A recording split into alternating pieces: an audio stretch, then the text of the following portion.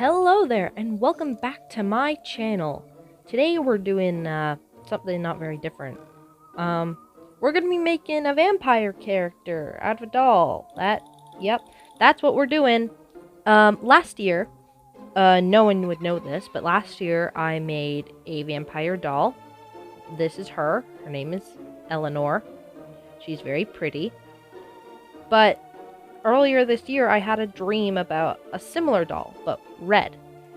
If you saw last video, then you would remember the concept art. So that's what we're going to be making today. We're going to be using Ghoulia Yelps from the Monster High doll line as a base.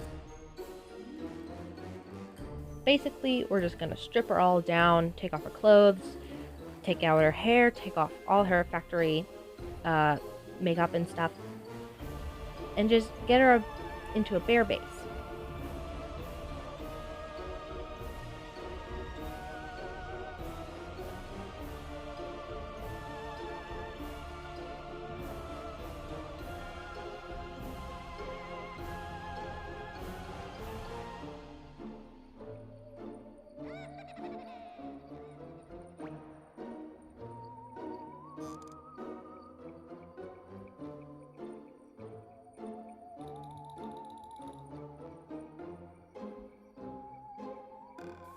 Next, we're going to take a little bit of air dry clay and sculpt on some new pointy ears.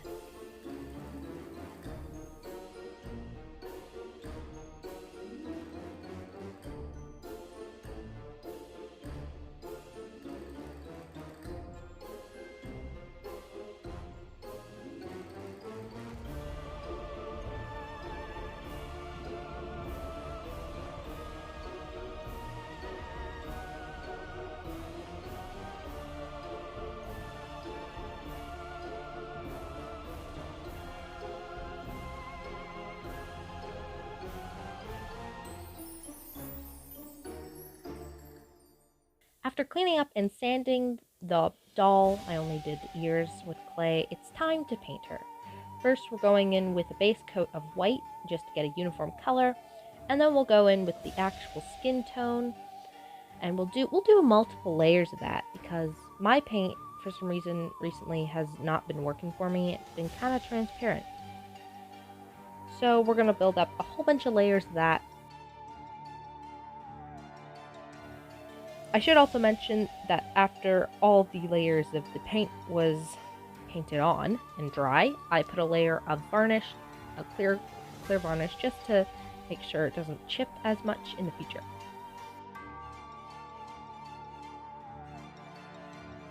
Now we're going to be taking some yarn, and first I'm unraveling it, then I'm going to be using my rerouting tool and stabbing it into the head.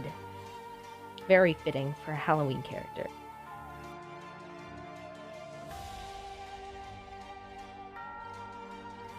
Once all the plugs are filled, we're going to be using a little bit of Elmer's glue just to make sure they don't fall out in the future.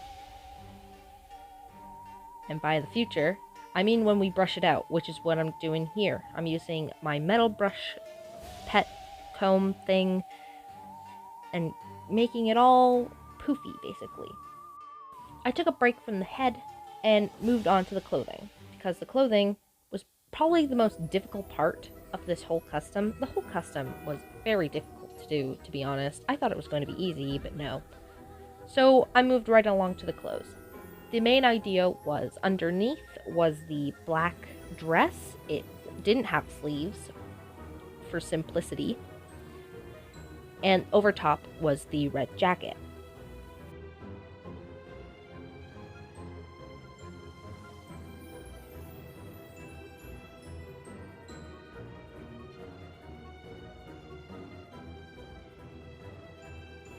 Looking at the concept art, you'll notice that the jacket has all those nice spirals.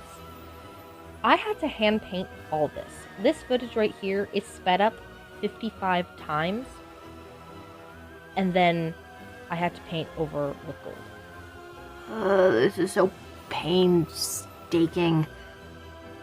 Oh my gosh. Why did I decide to do this again? once everything is finally dry and I can finally start cutting it out. This was probably the easiest part of this entire coat, was just cutting it out. Also the funnest part. And I even had extra fabric after. I was freaking out that I wasn't going to have enough fabric because it's just this small square that I painted on. I don't want to repaint everything, but I had enough. I had plenty, and I did have to recut like 2 pieces for the sleeves. But basically, once all the pieces were cut out, I hemmed them, and then I was able to start sewing them together. Now, if you know me, which hopefully you do, if you know me personally, you know that I would probably not do a lot of practice patterns for any of my stuff. I don't do practice patterns. If I mess something up, oh well, I have to deal with it. Like for this, the jacket was a little bit too big in the back and a little bit too small in the front. So what I ended up doing was just sewing it straight to the dress. And it looks perfectly fine. I'm actually very proud of this. And then I also glued on the little jewel for her necklace. And this was probably the easiest part of the entire outfit, was painting the shoes, even though that took a long time too. But I basically just found some random Elizabeth shoes, I believe, and painted them red, gold, and black. And I also gave them a coat of varnish because that's what you do. Now we're going on back to the head. We're going to take that head, we're going to heat it up, and stab it back onto the neck peg so then we can start the face up.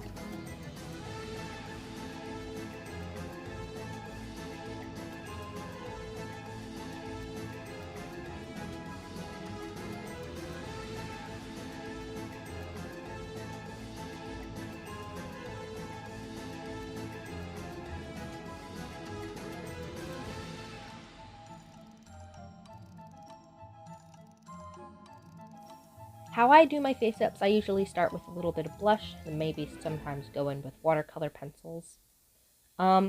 This face-up was a struggle, as you'll hear me talk about in the next couple clips. So, a little update. I've been blushing this for like 10 minutes. No, probably not. But I've been blushing it for a while. It does not look good.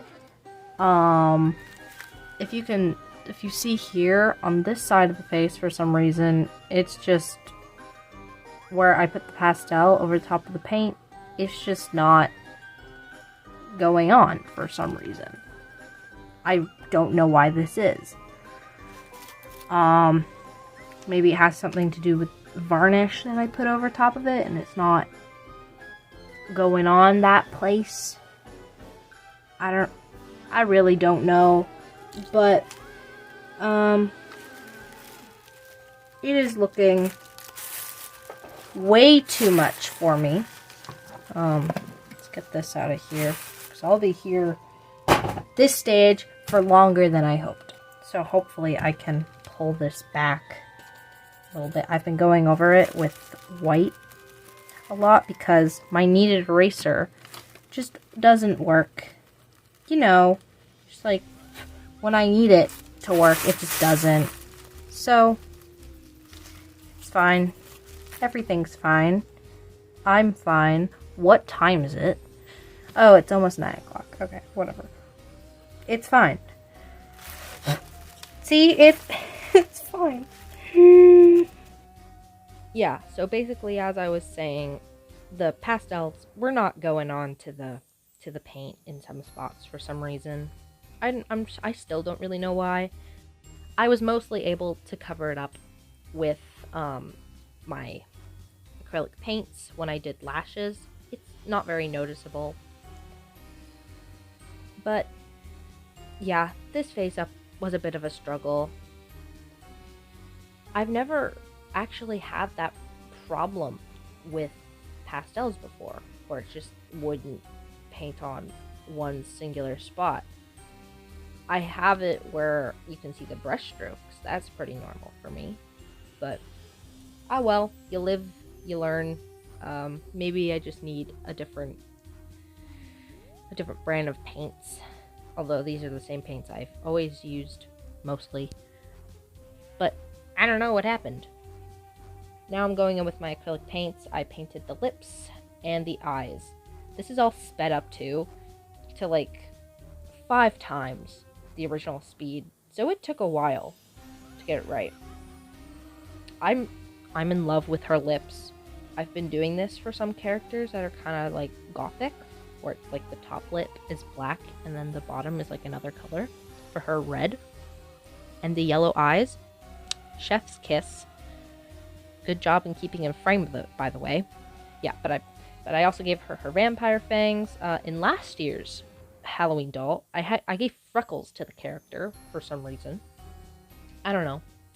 Also, for this, my black paint wasn't working. It was very translucent.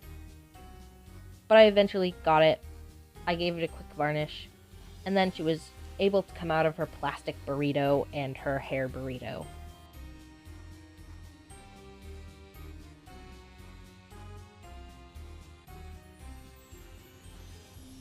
Now this is where we finally finish the hair. So here I'm ironing it down flat. I decided to do this after the face up, just in case. I just didn't want to do it twice because I've had that happen before in the past.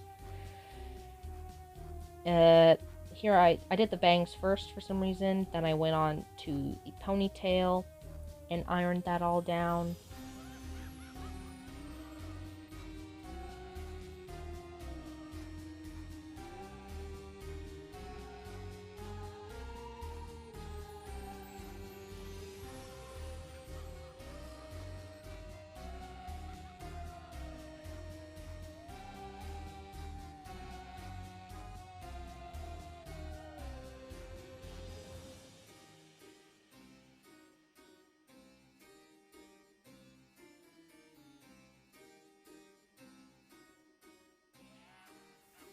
Now, as of recording this voiceover, right now, I am looking at the doll in this stage. Because her hair is drying right now. This is how long it takes me to do things. This video has to be up in just over 2 hours. But I'm cutting the hair here into the classic point shape for vampires for some reason. Yeah, but I'm using glue, a mixture of glue and water to put it down. She's still drying. It's holding, hopefully. But after this, let's look at the final results, which I don't know what they look like yet at this point.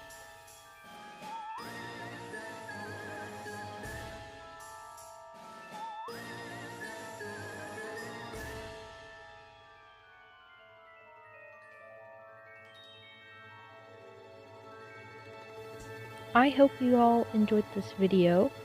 I hope you liked the final results. I'm very pleased with them. Also, I got some photos with her sister. Also, her name is Eleanor. I don't know if I mentioned it, but I hope you enjoyed. And I'll see you next time. Have a safe Halloween. Bye-bye!